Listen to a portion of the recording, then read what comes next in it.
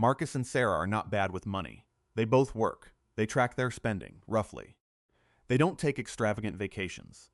They don't carry designer bags. They drive normal cars well. One of them is new, but the payment felt reasonable when they signed. At the end of last month, after both paychecks cleared, they had $340 left, not saved, just left. And neither of them could tell you where the rest went. That is not a budgeting failure. That is a system working exactly as designed. The Bureau of Labor Statistics reported that the average American household spent $78,233 on consumer expenditures in 2024. That number went up 5.1% from the year before. Wages went up 3.8%. So every year, the gap between what things cost and what people actually take home gets a little wider. Not because people are buying yachts. Because the ordinary stuff, food, transportation, entertainment, the basics quietly got more expensive in ways that are hard to track and even harder to feel. Here's the part that doesn't get explained enough. The price increases aren't random. They follow a logic. And once you see the logic, you cannot unsee it. I'm Dean, and this channel is about the rules that run underneath your financial life, the ones nobody hands you a pamphlet for. Today we're talking about the mechanism behind how modern spending drains households that are doing everything right on paper. I call it the shrink the number machine. And by the end of this video, you'll understand exactly how it works and what to do about it. Here is the core mechanic. The shrink the number machine does not sell you expensive things. It sells you small numbers attached to expensive things. It takes a $1,800 annual cost and turns it into $499 a week. It takes a $48,000 car and turns it into $738 a month. It takes a $2,200 yearly habit and turns it into $16 coffee. Your brain processes each small number and approves it. The total never shows up anywhere clean. You only feel it at the end of the month when you're looking at $340 and wondering where the other $5,800 went. Let's start with the number most people get wrong on food delivery. When you open DoorDash or Uber Eats and see a $14 burger, that is the wrong number. Delivery platforms charge restaurants between 15 and 30% commission on every order. Restaurants don't absorb that. They pass it to you through higher menu prices. Studies put the markup at roughly 25% above in-store prices. Then comes the delivery fee, the service fee, sometimes a small order fee if you're below the minimum, the driver tip. On a busy Friday night, a surge charge. That $14 burger becomes $22 to $25 by the time you hit confirm. You didn't consciously agree to an 80% markup. You agreed to a $14 burger. That's the machine working. Someone who orders delivery twice a week at a $15 premium per order, which is conservative, spends an extra $1,560 a year. Not on food, on the delivery layer on top of food. That's money that bought nothing except the act of not driving. Over 20 years, invested at a modest 8% return, that habit costs roughly $78,000. The same number is a full year of average household spending. One habit, compounded. The car number works the same way. The average new car loan payment hit $738 a month in late 2025, according to Edmunds. That is the number people approve in the dealership office. It feels like a reasonable monthly line item. But $738 a month is 8,856 tons a year before you add insurance, registration, fuel, and the maintenance your warranty doesn't cover. For a vehicle that loses 20 to 25% of its value in year one. On a $48,000 car, that's $9,600 to $12,000 in depreciation before the first oil change. The wrong number is $738. The real number is closer to $15,000 out the door in year one when you add everything together. The shrink the number machine is not one company or one app. It is an entire architecture. Subscriptions are priced monthly because annual totals feel alarming. Car payments are stretched to 72 and 84-month months because a lower monthly number gets approved faster. Buy now, pay later splits $200 into 4 payments of $50 because $50 feels like something you can handle. Every layer of this system is designed to present you with the smallest defensible number and let the larger total stay invisible. And the reason it works is not stupidity. It's how the human brain actually processes cost. We are wired to evaluate individual purchases in isolation. The machine is built to exploit exactly that. Here is where it gets uncomfortable. The households most damaged by this system are not the ones making bad choices. They are the ones making dozens of individually reasonable choices that add up to a number nobody planned for. Marcus and Sarah approved every single line item. Every subscription made sense the month they signed up. Every car payment was within their stated budget. The system got them not through one big mistake, but through 100 small approvals. That pattern has a name now. And in the next part, we're going to walk through how the machine actually reconstructs itself inside a real household budget and why the companies running it have every incentive to keep it invisible. If this is already sounding familiar, if you recognize your own bank statement in what I just described, subscribe before you forget, because this is only the first layer. Let's go back to Marcus and Sarah. Combined household income, around $95,000 a year. Take home after taxes and benefits, roughly $6,200 a month. They are not struggling, on paper. They own a home. They have 2 cars. They have kids in school. They contribute something to their 401k. By every visible metric, they are a stable American middle-class family. Here is what their month actually looks like when you pull the numbers out flat. Mortgage, $840. That's the payment they knew. What they sometimes forget is the $420 in property tax and insurance escrow sitting inside that same payment. New car loan, $738. Sarah's older car, paid off, but insurance on both vehicles runs $310 a month.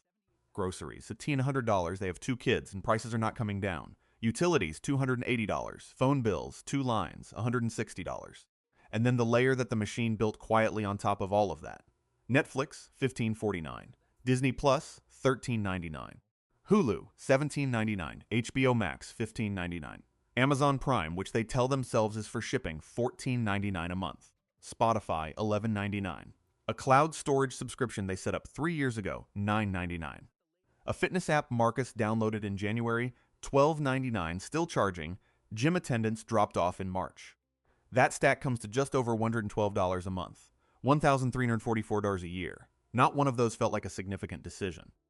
Every single one was a small number that got approved once and then disappeared into the background. DoorDash, twice a week, conservative estimate, adds $130 a month. Fast food stops, maybe 3 times a week between pickups and lunch runs, another $180. Coffee Marcus does Starbucks most mornings, Sarah occasionally, call it $90 a month combined. That's $400 a month in food and coffee spending that isn't groceries. Nearly $5,000 a year on the convenience layer alone. Added up, the fixed costs take roughly $4,800. The subscription and convenience layer takes another $15 to $15,700. What's left for fuel, clothing, school supplies, medical copays, anything unexpected? Not much. And that's before a car needs tires, or the water heater goes, or someone needs a dentist. This is the mechanism. The machine doesn't attack your paycheck in one place. It fragments the extraction across 15 different line items, each one small enough to survive a budget conversation. The mortgage gets scrutinized because it's a big number. Nobody holds a family meeting about the $12.99 fitness app. There's a name for this in behavioral economics. It's called payment decoupling. When the cost of something is separated in time or presentation from the act of consuming it, your brain stops connecting the two. You enjoy the show on HBO Max without feeling the $15.99 leaving your account. You tap confirm on DoorDash without mentally adding the delivery fee, the service fee, the tip, and the markup. The machine is built on decoupling. Every monthly subscription, every split payment, every auto pay is a form of it. And the companies running these systems know exactly what they're doing. Netflix's pricing team has studied cancellation psychology for years. Subscription boxes are deliberately difficult to cancel. You have to navigate multiple confirmation screens, answer a survey, wait for a window. Buy now, pay later interfaces are built to minimize the feeling of spending. Affirm shows you the installment number in large font. The total cost is smaller, somewhere below the fold. This is not accidental design. This is conversion optimization applied to your household budget. Here is the metaphor that I think explains it most clearly. Imagine your paycheck is a full bathtub. The shrink the number machine doesn't pull the plug. It installs 15 small drains, each one the size of a dime, spread around the bottom of the tub. Individually, none of them seems serious. Collectively, the tub is empty by the end of the month. And because no single drain caused it, there's no single place to point at and say that's the problem. Marcus and Sarah don't have a spending problem in the traditional sense. They have a drain count problem. Too many small exits, each one approved individually, adding up to a total nobody consciously authorized. Now here's the second wrong number. Most people, when they think about fixing this, go after the biggest line item. The mortgage feels too locked in, so they try to cut groceries. They stress over whether $100 in groceries is too high for a family of 4. That is the wrong number to fight. The real opportunity, the one with the least friction and the most room, is the convenience and subscription layer. The Fun 500, $2,700 a month, sitting in small recurring charges and habitual spending that delivers the lowest return per dollar of anything in the budget. Cutting that layer in half doesn't require deprivation. It requires a different kind of attention, which is exactly what Part 3 is about, because there's a protocol for this. And it's not what most finance advice tells you to do. Before we get to the protocol, I want to say something that most finance content skips. Marcus and Sarah are not the problem. The system they are living inside is genuinely sophisticated. The companies extracting money from their household employ psychologists, data scientists, and interface designers whose entire job is to make spending feel smaller than it is. Blaming Marcus and Sarah for not noticing 15 small drains is like blaming someone for not noticing a slow leak behind the drywall. The leak is real. The design that hid it is intentional. And honestly, that's the part I think people get blamed unfairly for. What changes things is not discipline. It is visibility. Here is the protocol. 3 steps in order. Do not skip to step 3. Step 1. Pull the drain count. Go into your bank and credit card statements from the last 60 days. Do not look at categories. Look for recurring charges, anything that hit more than once. Write every single one down with the monthly amount next to it. Do not cancel anything yet. Just make the list visible.